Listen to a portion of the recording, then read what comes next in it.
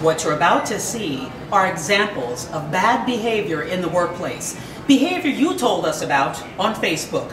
Poor etiquette. Shall we start in the kitchen?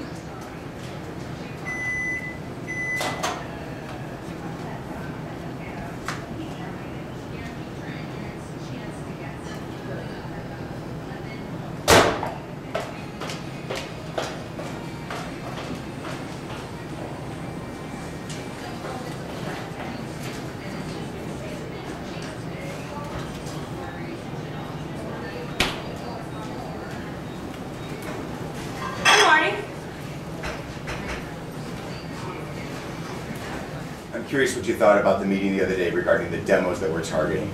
Hey, Wainwright's going to have an update at noon. Hey, hang on one second. Hang on one second. Hey, you guys. Shut up! So what you just saw on Studio B, examples of really poor behavior in the workplace. Melenie Broyles joins us from Etiquette St. Louis.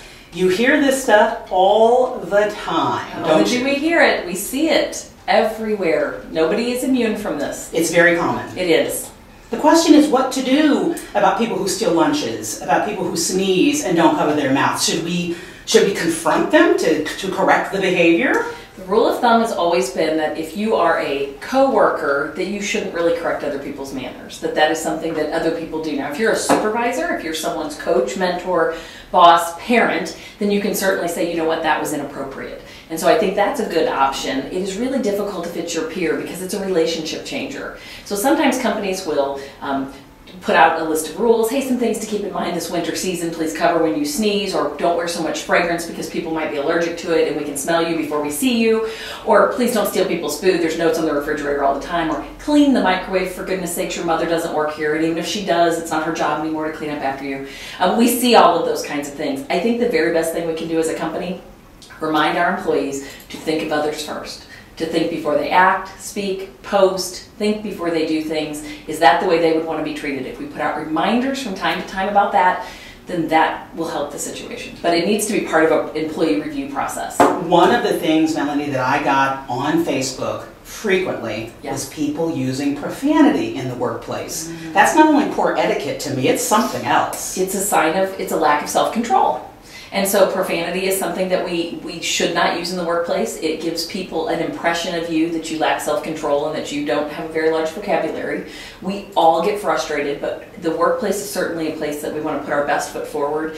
And I know we spend a lot of time with our fellow coworkers, but we don't always want to air our dirty laundry and our bad habits. That's not what you should be doing in the workplace. One more thing that I was surprised to read on Facebook is that people feel it's poor etiquette to talk about your health issues in the workplace. So everybody's gotten to the point that since they do spend so much time with their coworkers, they feel like everything's okay. I've heard complaints about sex, I've heard marriage troubles being discussed, health issues, bowel issues. Okay. I mean, too much information completely. I think we have to remember that there's a line there. We are at work. This is not where we tell everybody our most personal, deepest secrets.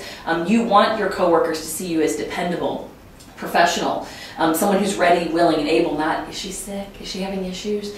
It's okay for them to know something to the side of if you're having to miss work, that there might be a long-term illness or something like that. But just discussing the regular, everyday issues is not okay. All right. And Melanie, you actually give seminars on etiquette to young people and to adults. I'm doing as many or more corporate programs now than I have ever done before, more than children's even. Does that mean that our behavior's getting worse, or that we're paying more attention to it? It means one of two things. Companies feel like it's really important that we put our best foot forward, or the people that we're beginning to hire are just not having these skills set when they're younger, and as they bring it into the workplace, it's becoming a bigger red flag. Melenie Broyles with Etiquette St. Louis. You can find her online on our website. We'll put a link on Studio B at KMOX.com. Melanie, thank you for joining us. You're very welcome.